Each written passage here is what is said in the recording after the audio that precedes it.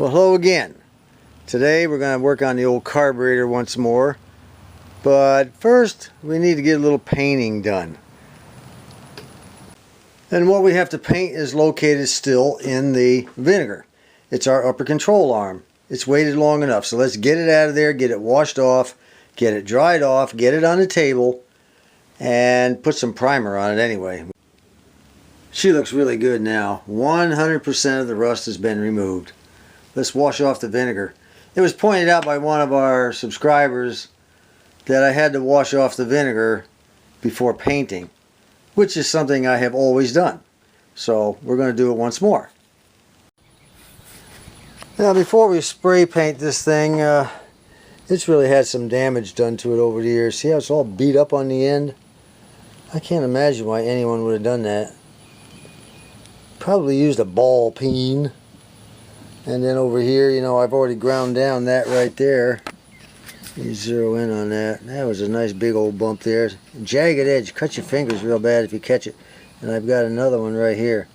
Really sharp edge right there. Ow, that thing right there is like a little needle. So all this is going to be ground down. I'm going to use the old Moto tool with my little grinding stone here and just basically take my time and just keep grinding until I'm satisfied. Okay, that's got it. Nice and smooth the way it's supposed to be. I took out that big old bump from where it was hammered on there. Can't figure that one out. So let's get it covered now. Alright, this is looking good already. That gray primer is the only way to go. That black stuff, especially by Rust-Oleum, just is no good. No good at all. I don't know what their problem is with their black primer. Our upper control arm is finally done and painted real good on both sides. Looks real nice. And we still have this stuff to do. This is the, I forget what they call this thing. This is a dirt shield, or anyway, I just call it a back plate. There's a name for it. And this thing here goes on top. But, you know, it's kind of interesting. Now, the way this thing is, this thing here sits on top, and then, of course, this thing here sits on over the top of it. Now, for quite a while, I've wondered if there was a rubber bushing of some kind that went up in that hole, and there is, and I don't think there's one that goes up into the hole. I think there's one that goes below it right here, and I'm not exactly, there may be one that goes up in the this hole also. I'll have to double check, just don't know. But first we're going to de-rust everything. But right here you'll notice that this is the bottom part that faces the fender, like so. And there's 4 tabs that have to be bent over to hold this in. Well, of course, this thing here has busted all to pieces. Well, it's got to come out. You know, we got to get rid of that. What good is it? It's not doing anything. So I'm going to have to, I'll go ahead and bend these tabs inward and we'll get rid of that. Meanwhile, I'll do a little cogitating on the books and on the internet to see exactly what that is that goes up in there. I think it's that rounded, I think it's a rounded kind of deal. I don't know. I don't think it's part of the shock mount. I think it's something that pushes down around the thread of the shock mount. I don't know. We'll just wait and see. Since it's missing, it's very difficult to tell, and I don't have another car to look at. So let's get this out. Let's get all this crap into the de-rusting bin. I think the best way to get those tabs bent straight up is just take a smaller chisel that I have. Just get it underneath the lip right here, and just give it a few cracks on the end with my ball peen hammer. I just stood on it with both feet, took the hammer and the chisel and just popped them up. Let's see if I can pop it out now. Well, I don't want you to miss any exciting part of this adventure, so here goes. Look at that. I'll tell you what, this stuff just cannot get any easier. Alright, so I think I'm going to have to come up with something like this. Then just stick it up through and bend the tabs over. We're going to take a little breather here from working on the car and working on the radio and a bunch of other stuff. This corner has got to be cleaned out. I need this room. I got rid of a lot of crap over the winter time, and I still got a lot of crap, but it's all little stuff. Little things, you know, for working on the car. This is mostly tools and things like that. This is, I think I've got a, I don't even know what that thing is. There's some, oh, it's a rewindable cable that I eventually hope to hook up here somewhere where I can just pull it down when I need it. It's on a spool, one of those One of those jobbies right there. I don't even know where I got it. I think my son bought it for me. Anyway, what I'm going to do is I'm going to put 2x4s from here to here, here to here, and here to here. We're just going to screw them on, the existing boards right there. And I have a bunch of shelf brackets here. We're going to go ahead and put those up. Then just put some horizontal boards across and fasten it up, and all these little things are going to go on there. And I'm going to get rid of these tables. These tables have all got to go. Everything's going to be cleaned out here. That's my next chore. I'm going to keep at it until it's done. Well, we're making progress. This wall here is almost done. It's getting a little too hot to work out here. I still have to fasten down the lower shelf. I made it all out of scrap lumber I had laying around. That worked out really good. The next thing is to do the exact same thing here over here. And then we'll have plenty of places to put our junk. Well, I've been humping and bumping on it. This is the second day. Got another set of shelves up. Got a lot of stuff off the floor up there and got rid of a bunch. Still got to get rid of a bunch though. This table is about to be shut down. That table there has only got a few things on it. We're going to shut that one down. And from here over, we're going to have a big open space. At long last, we're finally back to our carburetor. My gosh, there was a long delay since I started this video, and I'm now finishing it, but we're going to do what we can today. Today, the object is to install our seats for our needle valves. We have 2 of those. I've already removed the old ones. What did I do with them? These were the old ones, and it was a 3/8 size nut, okay? And these require, I may have already mentioned it in the video, I can't remember, but I'm going to mention it again. These require a screwdriver because they have a slot in the top. Where you put them in with that slot, you know, they don't take a 3/8 socket. And right now I'm in the midst. We're also what else are we going to do? Oh yeah, we're going to install the floats. We're going to take these 2 floats right here. We're going to use the springs that are inside this plastic bag, and we're going to install those floats. After we get the seats in, of course, and the needle valves suspended from the float level adjustment arm, which is that thing right there. You see that square thing sticking out inside that wire, that long square thing. And then we'll go ahead, and I've got to clean up this right here. This valve assembly is a little bit dirty. I bought some carburetor cleaner spray to help me out with that. Meanwhile, I've been sitting here cleaning up these holes with Q-tip and Q-tip and what do they call it? Lacquer thinner. Yeah, I'm using lacquer thinner right now. And as you can see, there was some pretty grimy crap down in there. I've already cleaned this one out here with the Q-tip. And any other place I could find. This one here has already been cleaned out. But this one here has been cleaned out. And we're going to give that a good spray anyway, because down in there will go our this screw with the hole up the center, that rod, and that ball bearing. Now I found a package that has a ball bearing in it. Where's this one right here that has the check valve for the accelerator pump? So that check valve is that thing right there. We're going to do that next time, but I'm not sure. But I think that ball, if they only gave you some kind of instructions with this thing, it would have been nice, you know. But the only ball bearing I think that's in here is this one here. So I guess that's the one. I compared sizes and they look the same. So let's go ahead and do some more cleaning here. I'm just going to take the old lacquer thinner and just going to, you know, really give it a good job. I'm going to change Q-tips here a couple of times, and when I get done, I'm going to take some carburetor spray. We're going to take it outside, and I'm going to spray out everything to include these little holes down in here. We're really going to give it the old 1-2 with carburetor cleaner, and then we'll come back to the bench. Alright, let's put the primary Venturi valve assembly in, is what it's called. That's this little booger right here. Now this is the gasket that fits down there. You can see it fits nicely around that curve in the center. And I could just set that there and take this and just stick it in there and just run it right on down, but that's not a good idea. Not to me it's a good idea. You'll notice right here, let me get a little closer. See those ridges around the bottom of the copper tubes? These are called your metering rods. See that ridge right there? You got one on both sides. Another one over here. If that gasket is not lined up properly when you put that if it doesn't line up properly with the gasket, those little babies right there, those little things right there will actually cut the side of your gasket off. So in my mind, it's better to go ahead and put your gasket on first and make sure it's securely over the top of each one of those, and then you can go ahead and turn it upside down and put it in. You don't want this thing to be coming down with the gasket on and not lining or coming down with the gasket on already in place and then cutting around here. There's not a whole lot of gasket there to be messing with. So let's get the gasket on. Now, as you can see, this one has already slipped over here, but up here it's not rolling over the top like it should. And if I were to just take the screw and run it in there and run it on down, it would chop off part of that gasket. So I've got to fiddle fart around with it until I get the gasket completely over the edge of that thing.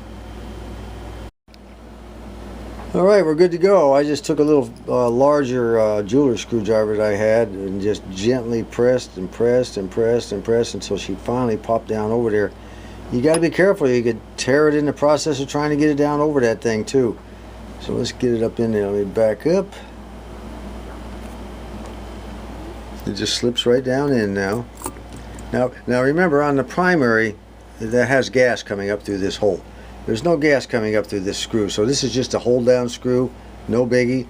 But this one here has that fuel, and I saw a guy on a video not long ago who replaced, you know, this thing right here along with the rod and the ball that goes underneath it, and he put 2 gaskets underneath the head of that screw because he had 2 extra. He had 1 extra, and we don't have a use for the other one, and he didn't have a use for the other one. He said he just didn't want any leaks. So he uses 2 gaskets underneath the head of this bolt. I thought that was a great idea. That's what I'm going to do. Next in goes this rod, and as you can see, this is the end that went down inside first. It went down in there first, and it was down there for a long time. You can see from the wear. So what we're going to do is we're going to turn this rod around. We're going to put the nice new fresh end down in there. There's our old ball bearing. Here's our new ball bearing. I'm kind of keeping them apart. Of course, I guess I don't have to. One's a lot shinier than the other. As you can see, they're exactly the same size. It's the only ball bearing we have inside this carburetor right there, so why not? We'll just go ahead and drop that baby right down in there, just like so. Then I've got my 2 gaskets underneath the head of this thing with the rod up in there with the fresh end. Let's put that down in there and just go ahead and thread it on in there. We're going to tighten it up. Got to make sure those gaskets are centered. We don't want them pinched underneath the head. Make sure that they're centered the way they're supposed to be, and then we'll tighten it on down. Now when you tighten this thing on down, you want to make sure it's good and secure, nice and tight, because you don't want any gas leaking out of there. But at the same time, you don't want to strong arm it like a gorilla. Okay, remember, the body of this carburetor is made of aluminum. It won't take much to strip out the threads. All right. Once I get that one down, then we'll come over here and we'll tighten this one down. We haven't tightened down yet either. Alright, it is time for the floats, and they have given us 2 kinds of springs, or I don't really know what you call that thing. Let me see if I can even find the name. It might even have a name for it. Let me look here. They call it number 12 here, and it's number 16A here. Let's see what that is. 16A. It's a retainer. Okay, it's a retainer clip. I'll buy that. Anyway, we're going to go ahead and use this curved one because that's the one that's currently on the floats. Well, actually, they have 2 different ones here. Look at there. They got that one, and they got this one. Two different ones. I think what I'm going to do is take them off and put these on, the ones with the curve, and I'll show you what they're for. Once the seat is screwed down into the carburetor, it'll look like this. Now this little needle valve with the little, I don't know what that's, I don't know what kind of tip that is. Like I said, we used to call it neoprene. I don't know, maybe propylene or some stupid thing now. I don't know what's on it. Anyway, that drops down in there like that. And it goes up and down, and allows fuel to flow in and out of the barrel that it's sitting in. Of course, the gasket goes under first before we put the seat in the carburetor.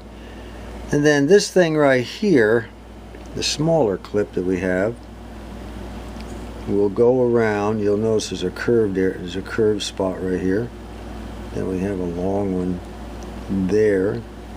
Let me get this thing where we can see it a little better. And we zero in here. That might help too, huh? Okay, we have a curved, a little hook-like thing, and that little hook will go around this right here. There's a slot all the way around, the needle. See the slot all the way around? That hook goes in that slot, and that's what it looks like. You just hook it around there like that. Now, what's the purpose of the straight wire? Well, it hooks onto the float. Let me show you that. And right there is where it hooks on. See, she just kind of dangles there. And then that thing fits down inside that hole like that. See? Right down in there. So when the float goes up and down, it lifts that needle up and down out of that hole. So there had to be a way to fasten it to the float, and they just said, what the heck, let's just put a wire there and let it dangle. It's not going to go anywhere once it gets in the carburetor. And then there's one more thing. We have this little baby right here, and as you can see, it hooks over the rod on one side. Let me get a little clarity here. There we go. Hooks over the rod on one side, and the shaft, the pivot shaft, the axle, whatever you want to call it. It hooks over on one side and it hooks over on the other. I have to do a little bit more cleaning on this right here. I want good movement. And then after it hooks on, it goes down below this thing and it hooks into the slot on the seat, and that's what holds that in, like so. Okay, that top slot right there. It'll fit right around that slot, and then the whole mechanism is held in place. Now, wasn't that clear as mud? I hope so. We're going to go ahead and put one of these floats in, and we'll show it to you when it's all together. By the way, there is a left and right float. You'll notice that the shaft is longer on this side than it is that side. It'll only go in one way. So one float will fit into one float chamber, and the other float will fit into the other float chamber. It has to be positioned that way, otherwise the float won't be centered in the bowl. It'd be way over here somewhere and it wouldn't go down. It'd keep hitting the top. It has to be centered in the bowl, okay?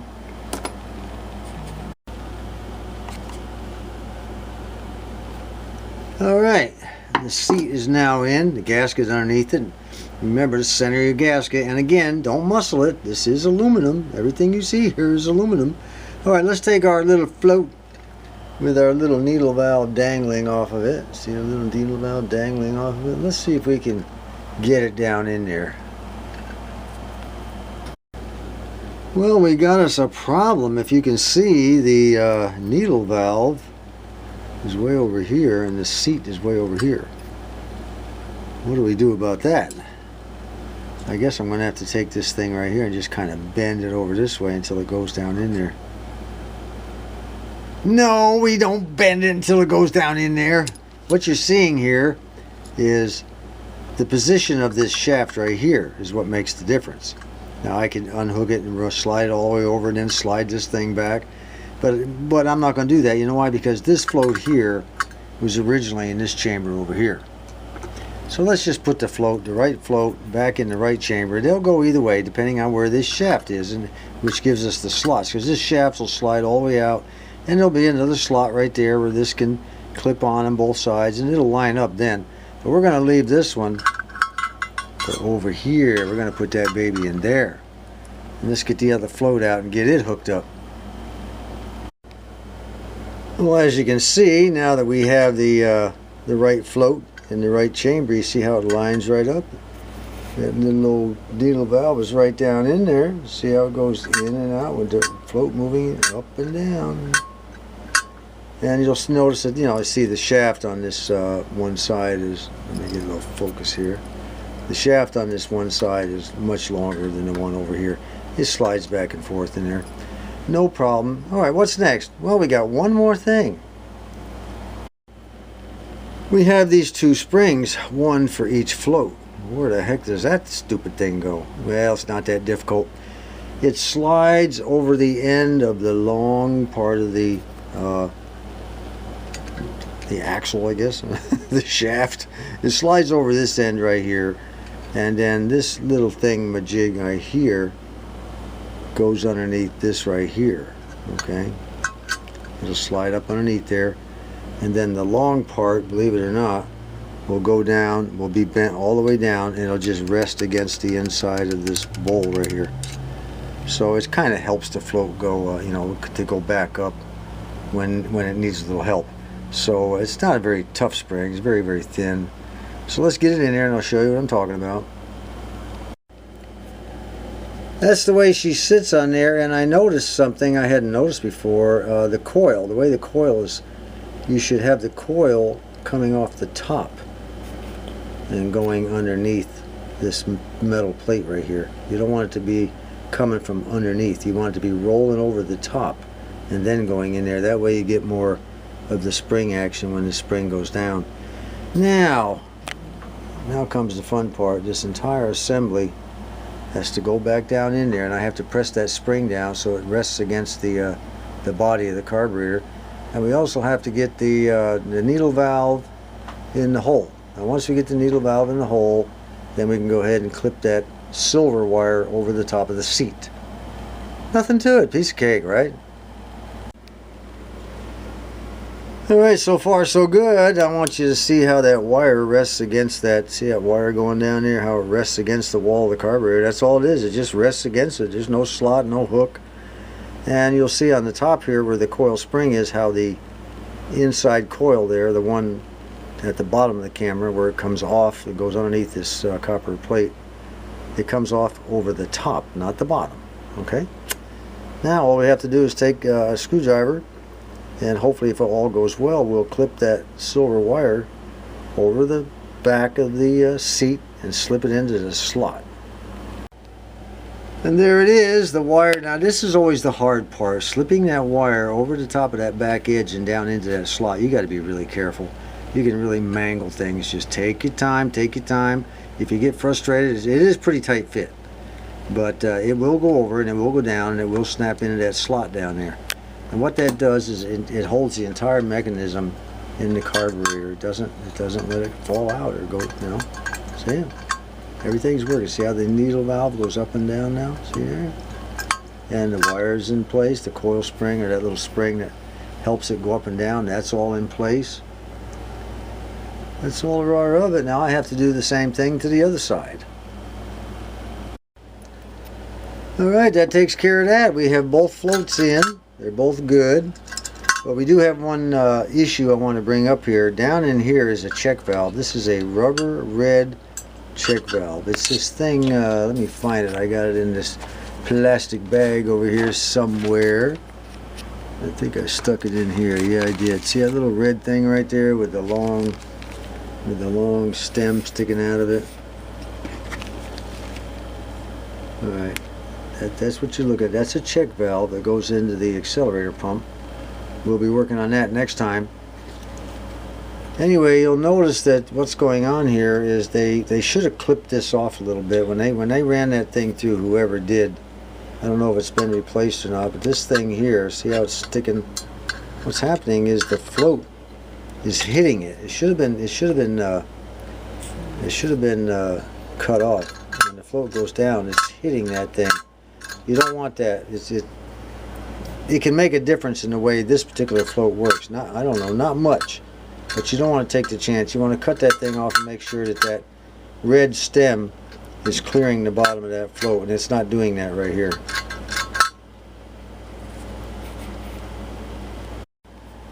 Next time, what we're going to do, we're going to take this little old gauge and we're going to set our floats. Now the way that's done, you have to actually cut the gauge, believe it or not. I'll show you how that's done. We will also tighten up our power valve that's located under here. We got to get that baby tight. These screws are still loose. And we have to do a couple other things. We got to change that check valve out, get rid of that old one down there, and probably change the accelerator pump gasket in there, you know, not the gasket but the actual diaphragm itself. And when we get done with all of that, I'm going to do a quick look, and I think we will be ready to put the top back on the carburetor. once we do that, then we'll go ahead and work on our little choke over here. And then we'll stop the next video at that point, and we'll, you know, I'll scope out all the linkage here to make sure everything looks good. Anything that doesn't look good, we'll include in the following video, and that should wrap up the entire thing. So, as far as I can tell right now, oh yeah, we also have to put the dash pod on, and that still needs to be painted blue. The blue paint supplied by our good friend Ron C. God, every time I turn around, I'm looking in the mailbox. And there's Ron C. sending this, and Ron C. sending that. He's a good fella, he really is. I'll tell you what the heck, let's just go ahead and spray this baby now, get it over with. I've already sprayed it with clear coat. I put a clear coat primer on it. Just go ahead and spray that baby up, let it sit overnight, and we'll be ready to go the next time around. Yeah. I have received another CD from our good buddy Tom out in California. Well, at least once a year he sends me one. This one is 1950s and 60s rock and roll, disc 4. He dated it June 2019. We played this one today. It's got some great songs on it, Tom.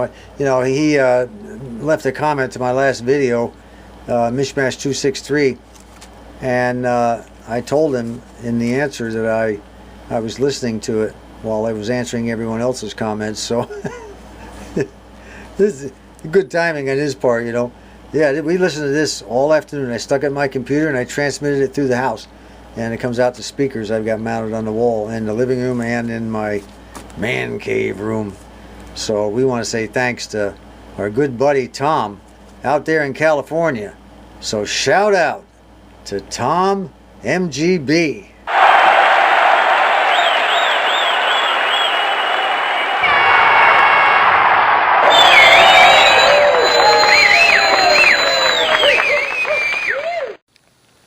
I'll tell you what, let's add one last segment to this video, and this is basically for our old buddy Buzz 1151 up there in the Portland, Oregon area. You know, his video sometimes shows his garage, and I'm telling you, Buzz, your garage, it looks like something on the, you know, the homeless area on the streets of San Francisco. It's just, you got to do something with that, just like I had to do something with this, only I have the energy to do it. And one of these days I expect you to show us a video of your cleaned out garage to where you have room to breathe. Anyway, my garage is my garage. It was never intended to be a place to store stuff. It's not a storage locker. It's not a warehouse. It's a place where I can work on my car or my cars, whatever I want to do. And I need the room. So the next chore will be to get the center cleaned out, and then the last portion cleaned out. We're going to eliminate a lot more stuff, and then I'll be a happy camper. The whole idea here is to eventually be able to pull the car in and kind of at an angle and park it where I can sand on it and even paint it. First I want to paint my truck for practice, of course. And I'll have to build some sort of plastic structure. I need to get moving on that. You know, I don't have a whole lot of time left on the planet. I want to make sure I can do that. Anyway, that's what's coming up next. We're going to get rid of a lot of this stuff. I might even have a couple of offers for folks. You know, if they want to pay the shipping, I'll be more than happy to send them some of the stuff I've got. You know, a lot of it I don't need. I don't know how I ever got a lot of it. Some of it I do, a lot of it I don't. And for instance, I've got a, let me give you one example here. Probably nobody will want it. I bought this thing and I really don't know why I did it. It's a Johnson Viking 2. It's a heavy little sucker. I just don't have time to do it all. I don't have time to do it all. Here's another thing I can ship to you. It won't cost you a penny. I got this, the fellow where I deal with on my hardware store, he asked me one day, he said, John, I've got an old radio belonging to my mom. It's sitting around the house doing nothing. He showed it to me. He said, you want it? And I said, well, I'll take it, but I'm not going to take it for free. I gave him just a couple measly bucks, and he gave it to me. He says it was playing the last time he saw it. It's all there, intact, never been messed with as far as I know. We can send you one of those too. So that'll help me. And if you want to pay the shipping, I'm not going to pay the shipping because you know, I've already got money sunk into both of those. Just let me know. If you're not interested, not a problem. You know, I don't know what I'll do with it. I'll figure out something. Until next time, this is John. And of course, there's always one last thing. Brendan is beginning to get antsy about my pinball machine. And he wants us to get, you know, through with the car and a couple other things and get cranked up on it again. We did a little bit of repair on it, what, a year ago, I guess. And I got the flippers working and a couple other things. But we never really completed it because I picked up that Thunderbird and been working on that pretty much ever since. Anyway, we're not going to be working on this until the cold weather hits again. Once the cold weather hits, I will be coming in here and we will be working on the pinball machine and try to get the entire thing operational. I want to give this pinball machine to our youngest grandson, John, and it has to be in a functional condition. It'll be something he'll, you know, always have in his home. Hopefully, years from now, he'll tell his kids or grandkids, yeah, my grandpa, he restored that in his old shop out there, and I'll take you down where they used to live, and I'll show you that shop. And they'll go, oh, ho-hum, you know, and yawn and everything. So, oh, I don't believe he's going to do this, you know. That's what he's in for. Anyway, that's it for now.